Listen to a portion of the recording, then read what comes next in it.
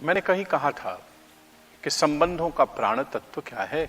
संबंधों का प्राण तत्व है संवाद। आज थोड़ी चर्चा करें कि संवाद करने की सही विधि क्या है।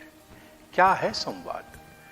देखो, संवाद की सबसे पहली शर्त तो यह है कि जहां भी संवाद होता है वहां एक होता है वक्ता और एक या अनेक होते हैं श्रोता। यदि कोई बोलने वाला हो और कोई सुनने वाला हो तो है संवाद। और विवाद क्या है? बोले जहां वक्ता ही सब हो, श्रोता कोई नहीं हो, वही विवाद है, वही संघर्ष है। जहां सब बोल रहे हैं लेकिन कोई दूसरे को सुन नहीं रहा, यही विवाद है। और संवाद बोले जहां कोई एक बोल रहा हो और कोई कम से कम एक व्यक्ति ही सही लेकिन सुनने को तत्पर हो, सुनने के लिए तैयार हो। तो बोले सुने क्या? ध्यान से समझिए, सुना जाता है शब्द, लेकिन हम क्या करते हैं? हमने शब्द को सुना और शब्द ही वापस फेंक दिया, तो यह भी संवाद नहीं है। तब क्या करें? बोले शब्द को सुनना है लेकिन शब्द तो खाली कंटेनर की तरह है।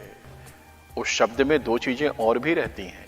एक छुपा है शब्द में भाव और दूसरा छुपा है निवेदन, आदेश या तो प्रार्थना। तो जब भी कभी आपके कानों में कोई शब्द आए तो आप क्या करते हैं? यूजुअली हम बहुत आदती हैं, जैसे कोई शब्द प्रविष्ट हुआ कान के माध्यम से, हम तुरंत ही शब्द के माध्यम से वापस कर देते हैं। लेकिन अब क्या करना है आपको? जैसे कोई कान में शब्द प्रवेश करे तो थोड़ा पॉज दीजिए, थोड़ा रुकिए, पहले तो उसके भाव को समझने का कोशिश करिए। क्या भाव छुपा है उस शब्द में? कई बार शब्द बहुत कठोर होता है।